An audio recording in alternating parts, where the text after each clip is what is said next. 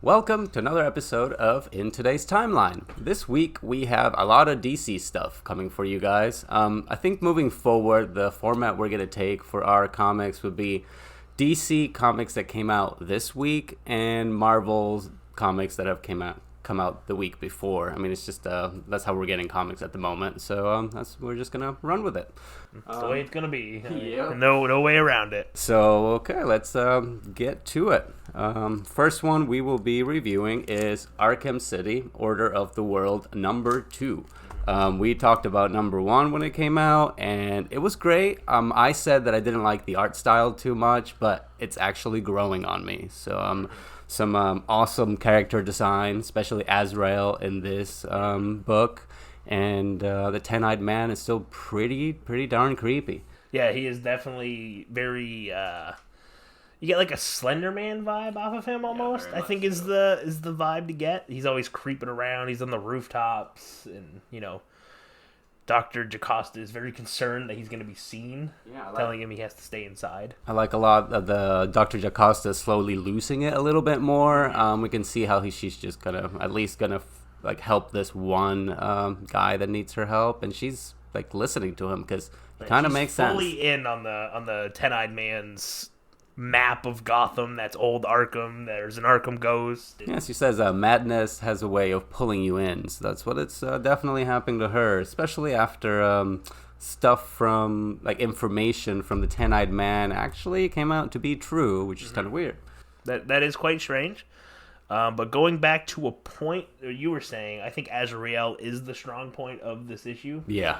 Just the way he's drawn, just the way his sword it makes it look like it illuminates everything whenever he's on the panel on the page. Yeah, he's the one with the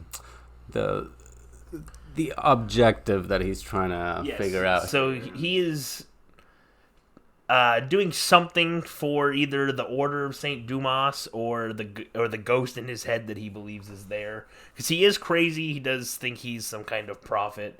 Or maybe he's not crazy. Maybe he is a prophet. But his newest mission is tracking down these escaped Arkham convicts. As he said, Mad Hatter got away from him. And he won't let that happen again. What I do enjoy, we're getting a lot of villain time here. I love myself some heavy villain storyline here. We hardly see much about the and heroes. a lot of lesser known villains. Ten-Eyed Man, Mad Hatter last issue. We have Dr. Phosphorus coming up. Double X, who I don't really know anything about, but he was there. Yeah, no, he had some pretty interesting powers. I mean, even though they haven't explained it much. Not explained it much. It makes people freak out. They really liked it. Yeah, they definitely, it was like a drug to them. Yeah, so touch him and you get really, really high. So like a lick the toad type of situation, but with a human. Yes, that is, yeah, that's a way to put it. So, I think that's kind of it. I would say this issue is like an 8 out of 10. Yeah. I would give it an 8 out of 10. It was good. Love the art. Yeah, Danny did really good with this one. Another great issue. The cover's great. More creepy Ten-Eyed Man. Yeah. We'll move into book #2, which is actually from at least a week ago, maybe 2 weeks ago. I don't remember. But it's the Long Halloween special one-shot by Jeff Loeb and Tim Sale. This is a direct sequel to the Long Halloween. The first book, the original one, kind of a top 10 Bat book on everybody's list. But I'm not really sure this book had to exist. I'm kind of content with the way the original Long Halloween ends. To me, this book feels kind of forced. It kind of feels they're trying to make money off the book's name. But let's not take away from the book itself. It's definitely an intriguing wrap-up to the Two-Face, Solomon Grundy arc from the original book. Yeah. I didn't read the original one, but you can gather a lot out from it. And Justin did give me the pointers on the OG one. Yes, the OG one is definitely still superior. You have to read that sometime. Yeah. But we'll get there. Yeah, this one, let's say Two-Face. It's a really fun villain to draw. The Long Halloween has some awesome art of Two-Face. It's got some pretty cool moments. We got the Robin in there being asked to go trick-or-treating with Batgirl. Yeah, he's with Barbara Gordon. Robin is not in the Long Halloween, I don't think, in the original. I'm pretty sure it's just Batman. Yeah, because this feels like it's like X amount of years after the first one, because a lot has happened. Definitely time has passed since the first book, because I don't think Calendar Man was out of prison at the end of the original Long Halloween. So that was kind of part of that time jump. Yeah, I mean, it was all right. Yeah, as I said, it was all right on its own. It's fine. As a follow-up to the Long Halloween, it's okay. Yeah, I think it's definitely better as a follow-up than as a standalone, from my perspective. It's like a lot of things felt kind of empty, but, As I said, though, it does feel like they're just making money off the name. So, I mean, overall, I'd give it like 7 out of 10? 6 out of 10? Probably like 6, probably a 6. So I think we're into the next 2 books, which are the 2 big releases of the week. One by Tom Taylor, one by Tom King, the week of the Toms. So we'll let Franco take the first book. All right, yeah. So Tom Taylor here and the Dark Knights of Steel. Kind of like a Game of Thrones, DC crossover. I was very skeptical at the beginning. I really didn't think it was going to work. I was like, really, I mean, the artwork for Batman looked cool, but I mean, how? How are you going to set it in like an older time? But hey, it hits it right on the nose. A couple of really great twists. Yeah, I mean, it's very believable. What if it happened, Superman comes to Earth with his family? Yes, that is the first big twist. Happens very early on, is Jor-El and whatever Superman's mother's name is, I can never remember, come with him. Yeah, she's about to give birth. They both just hop in a pod and they both crash land on Earth. And people find them, and then we see that Jor-El just kind of, has his powers. He incinerates a whole group of individuals. You see Constantine talking to Black Lightning. Yeah, I enjoyed that. Another king, kind of being a prophet, giving a prophecy to Black Lightning. So we'll see. Obviously, the main house they've set up are Jor-El, with Batman. Yeah, the House of El, right? The House of El is going to be a major player. My guess is the Black Lightning House will be an important aspect. Green Arrow and Green Lantern are running around. We don't know if they're on their own or if they work for somebody. Let's say got Black Canary as a Banshee. That was pretty cool. Yeah, I like how they brought a whole bunch of heroes and they've just adapted them to the era. Like Batman has his Robins, and they're all there. He's got 4 Robins. Squires, basically. Doing his bidding. Which we have Harley Quinn, who's like the court jester. That was kind of funny. A little twist. Nice little addition. And then we get to the second big twist, which is Batman's father is Jor-El. Yep. He had an affair with Martha Wayne.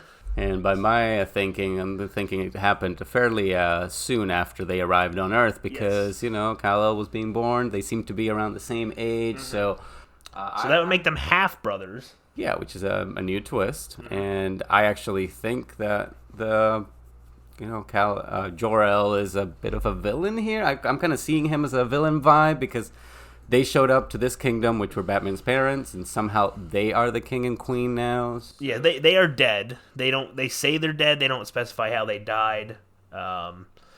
Batman seems to think it's a an honorary death. No, foul. He's never hinted at that they may have been murdered by the elves, but that could be where this book's going. And then as soon as we have our first major death of the series, which with it being a Tom Taylor book, there's probably going to be many. But Jor-El takes a green arrow to the eye from Green Lantern and Green Arrow. Too green. But yeah, as they're having this like special moment of, hey, I got to tell you that Batman's wondering why didn't the Banshee completely obliterate me. Yes, yeah, he's convinced it's dark magic. Yeah, that he's definitely like the bad one in here, and they should probably send me away. Right, they should exile him because he is cursed, because he is a blight, whatever terminology you wanna use. Yeah, and suddenly he gets told that no, you are my son too. I had an affair with your mother, and boom, dies. Yeah. He is dead. A very Very Game of Thrones-esque, as they just kill important characters right after important revelations. Yeah, this was immediately. Yeah, immediately. So we will see who actually turns out to be the good guys in this series, whether it's the L's or another family. We'll see what... There's definitely going to be a mystery. I mean, obviously, who killed Jor-El will be the big one, but I'm sure there'll be some underlying stuff of who killed the Waynes, how did they die.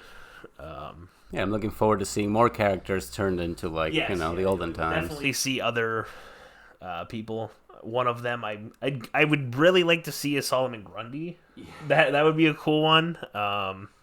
Joker would be interesting. Joker, if he's going to be all jester-like. Or... Scarecrow, another Bat villain, that would be very intriguing. On the Superman side of things, I'm not sure so much. Maybe Doomsday. Will we see a Lex in a different kingdom? We could see Lex Luthor. That's another possibility that I kind of forgot about. But I think that's it for this one. This one's definitely like a 9 out of 10, 10 out of 10. Yeah, great first issue. But that'll bring us to our other book of the week. This is my pick of the week. Human Target 1 by Tom King, art by Greg Smallwood. And yeah, this book this has been teased for a while. Tom King and Greg Smallwood have been sharing a lot of pictures, showing off the art, showing off the covers. All the other artists have been clamoring about this book, saying hug your local artist, as they just won't be able to beat this book. And yeah, I would say this book is everything it was sold as. The art is amazing. Yeah, Greg Smallwood. Wow. I mean, just from the beginning, you get this feel of the olden 90s Batman, but with also like a James Bond twist. Yeah, the blue and gray bat suit is back. That's one thing that was immediately just stands out. Christopher Chance feels very James Bond-esque. He's always in a suit. He's, slowly drinking on some whiskey with Lex Luthor. Yeah, very mysterious. You don't know why or what. I mean, they try not to give too much away about him. And right. So the plot of this one is going to be somebody tried to kill Lex Luthor, and Christopher Chance did his job as the human target and took some poison. He actually does his job twice in the span of a day. Yeah. So he gets shot, and there's a hilarious exchange about what happens if they decide to shoot you in the head. Yeah, and he's just like, oh, well, I wasn't great with brains anyways. So why would I need it? Right. So, but the big mystery is it's somebody in the JLI has tried to kill Lex Luthor. Yeah, I was going to talk about the Justice International. Yep. What makes these guys different? Like, is this because we are working with an older times type of deal? I don't think it's anything. I think it's just a team that they feel fits the story. It's fits the story the best. It's very unique. There's a lot of characters in this one. You get, I believe, Adam Strange is there. I thought Mr. Miracle was there. There is I believe a green. Hold on, we're just gonna open the book. Yeah. I think we should. No, it's great. I will say that the pacing is great in this story. It's gripping. You're constantly thinking about what's going to happen next. They give you a preview of what's going to happen in the next few issues kind of deal. And yeah, it's like the art, as I said. Yeah, so you got Booster Gold and Blue Beetle, 2 time travelers. Mr. Miracle is there. Martian Manhunter. Oh, what is his name? Green Lantern, whose name I can never remember. Captain Atom. Basically Superman level power with Martian Manhunter, another Superman power, and then a few other people that I don't really know, but I assume we'll get to explore all these characters as the book is written in a 24 style is what I'd call it. Each issue is going to be a day, as Christopher Chance only has 12 days to live and figure out his own murder. So, but yeah, this is one. Definitely pick this one up. Highly recommend. My pick of the week, 10 out of 10. Across the board. Yeah, loved everything. We had good ones this week. I mean, there was some stiff competition this week. Yeah. I mean, we also had Batman Reptilian 5, which we're not going to talk about, but one issue left there. Batman 116, which has one issue left on James Tynion run on Batman. That is out in 2 more weeks. That'll finish up. So, pretty stacked week. A lot of Batman. And then, yeah, I think that's going to do it comic-wise. Yeah, I mean, should we, yeah, I'm just going to say that we're going to start doing, like, our pick of the week, and maybe start giving ratings to every single comic, so that we kind of say, hey, I really enjoyed this, or I didn't, or hey, that changed my mind. So we'll start it off with, Justin, you're giving Human Target. I'm going to say Human Target 10 out of 10. Loved it. Great pick. For this week, I'll go for Dark Knights of Steel, because I didn't think it was going to work, but it worked perfectly. And Tom Taylor was the right writer to do that. I mean, he loves to kill characters. He loves to hate people's opinion, not hate people. Preconception of. If somebody likes the character, you should just assume they're gonna die. That's what I'm trying to say. So we'll see all the twists and turns of that book unfold over the next year, I guess. Yeah, like I'm thinking I might have to start picking up Dark Knights of Steel and just want to maybe have it myself because it was so good. So yeah, so there's my pick for the week. 10 out of 10 on Dark Knights of Steel. Justin's got the Human Target. We got one final thing to add. Not a whole lot of comic book news this week. Will Poulter did have his first interview talking about being in Guardians of the Galaxy 3. So there was that. But a new Morbius trailer. Yeah. That movie. I think that movie was supposed to come out like a year ago, but due to everything, they've been pushing it off. So this is the first. Actually, I was just thinking the other day, what happened to this movie? Because there's been trailers about it. Yeah, and I've heard. I knew it came up a while back, but I just assumed that eventually we're gonna figure something out. Right. They were gonna send the info our way, and here we are with a trailer. January, end of January 2022. So actually not that far. Yeah, like right there. We'll have Eternals next, Spider-Man: Homecoming, and then that one. Yeah, and then let's see, we got Michael Keaton in it as well. Yeah, so Michael Keaton returns as Vulture, which will be awesome. Jared Leto plays the lead, who to me Jared Leto is very hit or miss. Yeah, but in this one it seems like he's a little better. I'm gonna go on the hit side on this one. Yeah, just based off the trailer. I mean, he was definitely a miss in Suicide Squad. Yes, 100%. That's just a bad Joker. Older movies that he's done, like Requiem for a Dream, that I love. He's 10 out of 10. I definitely enjoyed him in The Little Things. It's a mystery, like Rami Malek, Denzel Washington. Oh, cool. They're hunting for a serial killer. He plays possibly the serial killer. It's never officially resolved on if he did it or not at the end. Nice. But you got Matt Smith from Doctor Who. You see him in the trailer. He's also in The Last Night in Soho, a new horror movie that just came out. So yeah, no, I haven't seen or heard of that one. Definitely got a busy few months for himself. Nice. I enjoy that they have a little sneak peek of the powers of Morbius throughout the trailer. Yeah, the Echo location looks pretty cool. Nice. We'll see what it looks like in full movie. Very horror movie aesthetic. Yeah, I was going to say, it doesn't feel like Marvel-y, which is a welcome thing for me. I want to see the darker side of certain villains, especially villains. I mean, or a villain that can be heavy and crazy. Right. I mean, this guy literally needs blood, so let's make him dark. Right, yeah, it has to be a horror movie. It doesn't work as a comedy. It doesn't work. I mean, it's going to be action-y. We see that. He gets attacked by some kind of police or SWAT team or something that looks like he's very quickly dispatching. Maybe throw in some mutants for a change and bring him to the universe. This is with Michael Keaton. This will be the lead up to a possible Sinister Six. Yeah. That would be my guess. That would be awesome. That is the one Marvel team. I think we talked about this last week. That is just kind of missing. It's pretty important. Them and Fantastic Four, I think, are the two that. They need to get that sorted quickly and get them on the screen. Get it done right. Okay, they keep on messing up with Fantastic Four, and I didn't even see the last movie. I'm sorry. I'm good. they really need to bring me back somehow. But it'll happen eventually. I mean, every other franchise is getting fixed, I would say. Right. The only thing about this trailer I'm not sold on is the look of Morbius as a vampire. Well, I only saw him a little bit at the end. Very little bit. They're trying to keep the design very...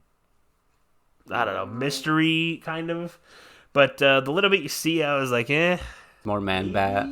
Yeah, it just deformed face, man. I don't know what to think of it.